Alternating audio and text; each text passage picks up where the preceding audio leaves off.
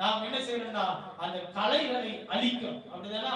அந்த களைகள் அழிக்கப்படும் போதுதான் அவன் நெல்மணியானாலும் கோதுமை மணியானாலும் அவன் கடலை மற்ற எந்த தாவர இனங்களாக இருந்தாலும் களைகள் அழிக்கப்படும் போதுதான் அது செழித்து வளர்கிறது, கனி கொடுக்கிறது. அல்லேலூயா. அது போல இன்றைக்கு நம்முடைய ஜீவியத்தில் கனி கொடுக்க முடியாதபடி, நம்முடைய ஜீவியத்தில் கர்த்தருக்கேற்ற பரிசுத்தம் நம்முடைய ஜீவியத்தில் இல்லாதபடி நம்மை அழிக்கிற, நம்மை தேவனை விட்டு திசை திருப்புகிற இந்த கெட்ட குணங்களை நாம் என்ன செய்யணும்னா கொஞ்சம் கொஞ்சமா அழிக்கணும். எல்லாரும் சொல்லுங்க, எப்படி அழிக்கணும்? ஆமா, கொஞ்சம் கொஞ்சமா அழித்து போட வேண்டும். வேதம் சொல்லுகிறது, நீங்க கர்த்தர் தயவுள்ளவர் என்பதை ருசி பார்த்துட்டீங்க, இனி உங்க ஜீவியத்துல துர்க்குணம் இருக்கக்கூடாது. அல்லேலூயா. அடுத்து என்ன சொல்றார் பாருங்க, துர்க்குணத்தையும் சகலவித கபடத்தையும். கபடம், கபடம் என்னது? கபடம் என்னது? உள்ளுக்கு ஒன்று வச்சுக்கிறது, வெளியே ஒன்று பேசுறது. அல்லேலூயா. இன்னைக்கு ஆவிக்குரியவர்களாக இருக்கிறோம், இன்னைக்கு நாம் ரட்சிக்கப்பட்டவர்களாக இருக்கிறோம், நாம் சபைக்குரியவர்களாக இருக்கிறோம். நம்முடைய மனது திறந்த மனதாக இருக்க வேண்டும். எல்லாரும் சொல்லுங்க, எப்படி இருக்கணும்? ஆமா, நம்முடைய காட் ஓபன் காட்டா இருக்கணும். உள்ளுக்கு ஒண்ணு வச்சுக்கிட்டு வெளியே ஒண்ணு பேசக்கூடாது. பாருங்க, உள்ளே ஆமா பகை வைத்துக் கொண்டு, விரோதங்களை வைத்துக் கொண்டு வெளியே என்ன பேசுகிறோம்? அன்பா இருப்பது போல நடிக்கணும். அல்லேலூயா. இன்னைக்கு இந்த உலகமே என்னதான் நடிப்பு. உலகத்தில் நாம் பார்க்கிற பல மனிதர்கள் நாம பார்த்த நல்லா நடிப்பாங்க, நல்லா நடிப்பாங்க. நம்ம அந்த இடத்தை விட்டு போன உடனே நம்மளை பத்தி என்ன சொல்லுவாங்க? குறை சொல்லுவார்கள், குற்றம் சொல்லுவார்கள்.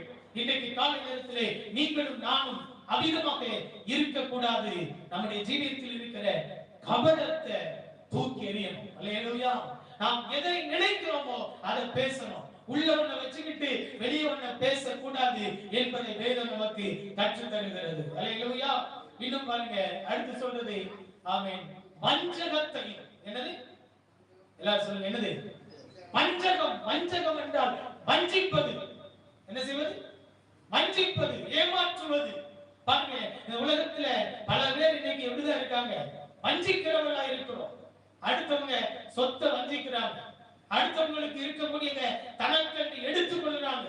இன்றைக்கு இந்த உலகம் அபகரிக்கிற உலகமா இருக்கு. தனக்குரியவைகளை வைத்துக் கொள்ளாமல் பிறனுடையதை எடுத்துக் கொள்ளக்கூடியதாக இருக்கிறது. இந்த கால நேரத்திலே ரட்சிக்கப்பட்ட நாம் கர்த்தர் தயை உள்ளவர் என்பதை ருசி பார்த்த நாம் என்ன செய்யக்கூடாது? இப்படிப்பட்ட வஞ்சகம் நிறைந்தவர்களாக இருக்கக்கூடாது. அல்லேலூயா. அடுத்து சொல்றார் பாருங்க, பொறாமை. என்ன ஆமை? ஆமா, இருக்கிறதுலே பெரிய ஆமை என்னன்னா பொறாமை. அல்லேலூயா. வேதம் சொல்கிறது, பொறாமை என்ன செய்யுமா? நீதிமொழியில் எழுதப்பட்டிருக்க பொறாமை என்ன செய்யும்? மனுஷனுடைய எலும்பை உருக்கும். எத்தனை பேர்ட்ட பொறாமை இருக்குதோ அவங்க உருகிட்டே போவாங்க. அல்லேலூயா. பாருங்க, பொறாமை நம்ம கிட்ட இருக்கக்கூடாது. நாம் மற்றவர்களை குறித்து ஒரு நாளும் பொறாமைப்படக்கூடாது. மற்றவர்கள் உயரும் பொழுது, மற்றவர்கள் நன்றாக இருக்கும் பொழுது, மற்றவர்கள் ஆசீர்வதிக்கப்படும் பொழுது, மற்றவர்களுக்கு ஒரு ஜெயம் கிடைக்கும் பொழுது நாம் என்ன செய்யக்கூடாது? பொறாமைப்படக்கூடாது. பாருங்கள், இந்த உலகத்தில் நாம் பொறாமைப்பட வேண்டிய ஒரு விஷயம் என்னன்னா, ஆண்டவரை மாறி மாறணும். அதுக்குதான் முன்னேறி செல்வதற்கு, மற்றவங்க முன்னேறி செல்லும் பொழுது, ஆவிக்குரிய ஜீவியத்தில் மற்றவர்கள் முன்னேறி செல்லும் பொழுது அவர்களை காட்டிலும் நான் முன்னேறணும், அவர்களை காட்டிலும் நான் பரிசுத்தமா வாழணும், அவர்களை காட்டிலும் நான் தேவனை அதிகமாய் பிரியப்படுத்த வேண்டும். இப்படி அந்த காரியங்கள்ல பொறாமை இருக்கலாம். ஆனால் உலக பிரகாரமாய் இன்றைக்கு அநேகருக்கு பொறாமை, அநேகருக்கு மற்றவர்கள் வாழ பிடிப்பது இல்லை. இந்த உலகத்தில் ஒருவன் வாழ்வது மற்றவருக்கு பிடிக்க. அல்லேலூயா. எப்படியாகிலும் மற்றவர்களை வீழ்த்தி விட வேண்டும் என்று மனிதர்கள் நினைக்கிறார்கள். மனிதர்களுடைய எண்ணம் உலகத்துல ரொம்ப குறுகினதாக இருக்கிறது. மற்றவர்களை அழிக்க துடிக்கிற உலகம் இது. மற்றவர்களை அவன் கீழே தள்ளி அதை பார்த்து சிரிக்கிற உலகத்துல நாம் வாழ்ந்து கொண்டிருக்கிறோம். ஆகையால் பிரியமான கர்த்தருடைய பிள்ளைகளே, நாம் பொறாமை நிறைந்தவர்களாக இருக்கக்கூடாது. அல்லேலூயா. கடைசியாக இங்கே சொல்லுகிறார், புறங்கூறுதலை ஒழித்து விட்டு. எதை? புறங்கூறுதல்.